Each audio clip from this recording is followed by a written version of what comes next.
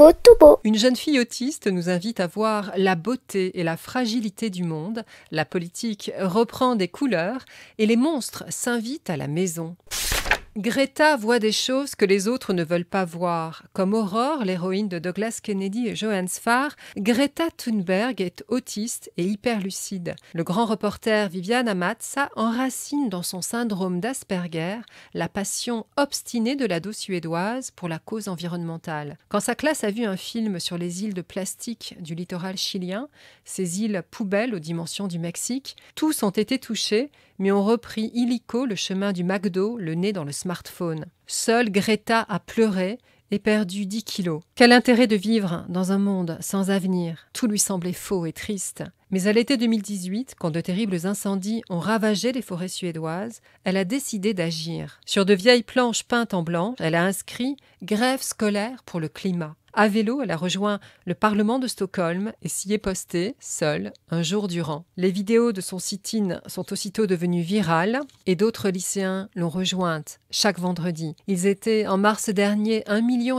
dans plus de 100 pays, à sécher comme elle les cours pour clamer leur colère contre le vieux monde et en décembre, Time Magazine l'a nommée personnalité de l'année. Sous-titrée « La voix d'une génération », cette biographie non autorisée offre un éclairage intime sur cette icône au visage grave, symbole et témoin du moment historique que nous vivons, cet instant de bascule où la crise climatique sera devenue irréversible. Doit-on combattre le changement climatique, même si cela nuit à l'économie?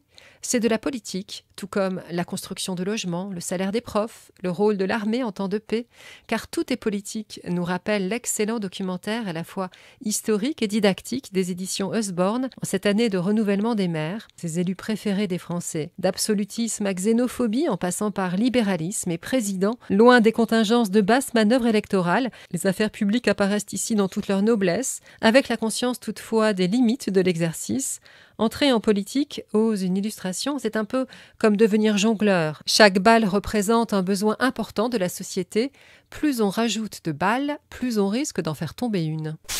À gauche, Monsieur Coq. À droite, Dame Autruche. Et au centre, une seule place au perchoir. Le chef, c'est moi. Tous les coups sont permis.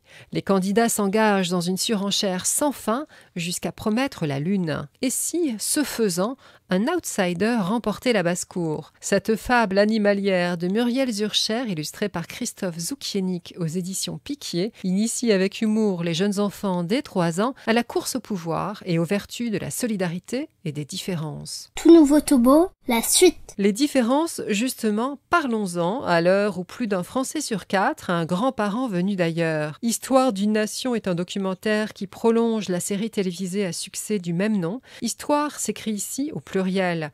Enfants ou petits-enfants d'immigrés, ils racontent tous le choc du déracinement. Le célèbre inconnu Pascal Légitimus, la nouvelle star Camélia Jordana, le champion du monde Youri Djorkaeff, mais aussi de nombreux inconnus, une aide-soignante, un maçon, un groom, témoignent des différentes vagues qui, depuis 150 ans, ont fait de notre terre le premier pays d'immigration en Europe. Ce livre juste et émouvant nous ramène chacun à nos origines. Et toi alors, c'était comment quand tu es arrivé ? Cette question, c'est précisément celle que l'enseignante de Jade dit aux enfants de la classe de poser à leurs grands-parents. Jade appelle son papy Toinou en Martinique. Il est si beau sur sa photo à 20 ans. Qui pourrait dire qu'il s'agit de la même personne? Bigouden ou Griot, Italien fuyant la misère ou rescapé du génocide arménien, le parcours des aïeuls défile au tableau. Jade s'était imaginé une ascendance germanique, mais elle découvre avec émotion que son patronyme a sûrement été choisi au hasard, dans un atlas, par un employé de mairie quand l'esclavage a été aboli aux Antilles. Elle se lance dès lors dans une émouvante enquête de généalogie, titre du roman à paraître de Marie-Odile Merniac aux éditions Rageot dès 8 ans. Saint-Just prétendait que l'art de gouverner n'a produit que des monstres, mais les monstres à l'honneur dans l'édition jeunesse n'ont rien de politique. Il guette Lola la nuit tout en tentacules crochus et langue baveuse. La nuit, raconte la fillette, ma maison prend vie. Et chaque matin, la même stupeur. À leur place, un porte-manteau, une table à repasser, un aspirateur. Où vont-ils ces monstres de maison lorsque le soleil se lève? L'album d'Éléonora Marton aux éditions Grasset Jeunesse dès 6 ans trouve les mots et les images pour neutraliser durablement les peurs enfantines. Tout nouveau, tout beau. Seule, une nuit d'orage avec une musique lugubre en fond sonore, voici le combo idéal pour te plonger dans les horribles énigmes de Victor Escandel et Anna Gallo aux éditions Saltimbanque dès 9 ans. Armé d'un décrypteur à tête de mort pour déchiffrer la langue des êtres maléfiques, te voilà en solo ou en équipe, naufragé sur l'île de la créature de Frankenstein, prisonnier en Transylvanie au château de Vlad Dracula ou piégé dans les Highlands par le monstre du Loch Ness. Frisson garanti. Tu crois qu'il s'agit d'un jeu? Tu me fais bien rire. Comment résister à un livre qui s'adresse à toi et mieux, te supplie de dégommer les autres lecteurs, car seuls ceux qui ne sont pas stupides pourront continuer. Le livre Top secret du monstre de Magnus Myst, aux éditions Flammarion Jeunesse, dès 9 ans, t'en assure, ils sont partout. Si tu n'interromps pas immédiatement ta lecture, nous te trouverons, annonce-t-il. Méfie-toi donc de tout et de tous, même de tes parents et de Mélanie, la fille en rose, fan de licorne et de bisous. Ce livre à énigmes interactifs renouvelle avec peps le contrat de lecture. Tu es l'élu, bienvenue dans la résistance.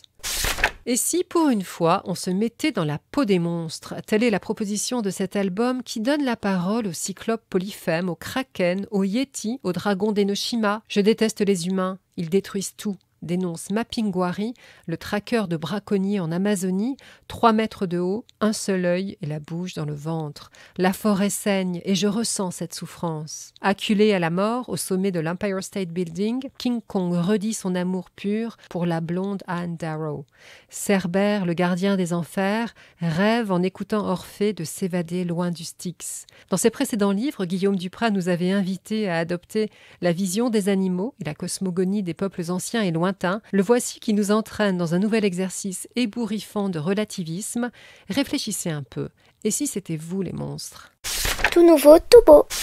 Pour finir, le bizarre et l'étrange s'invitent au sommaire de 2 beaux livres. Homère, Virgile, Dante, Flaubert ou La Fontaine, les grands auteurs sont convoqués aux éditions Marmaille et compagnie pour invoquer les animaux et créatures fabuleuses et légendaires. Les voici surgis des récits antiques comme des mythologies scandinaves, des contes de fées comme des légendes du folklore anglo-saxon, tous inventés par le genre humain pour bercer les rêves des enfants et pour éclairer la nuit. C'est la littérature médiévale qui, dans ses extraits du livre du trésor de Brunetto Latini, nous offre un regard neuf et d'une saisissante poésie sur les animaux réels ou imaginaires. La licorne se révèle si cruelle et si redoutable, là où la fourmi est certes prévoyante, mais surtout naïvement confiante, la guenon mélancolique, la baleine aussi grande qu'une île, et le loup muni au bout de la queue d'une tendre laine d'amour. Le trait merveilleusement inspiré de Rebecca d'Outremer est à la mesure de ce voyage fabuleux. Retrouvez les livres de Tout Nouveau Tout Beau sur le site d'Enfantillage.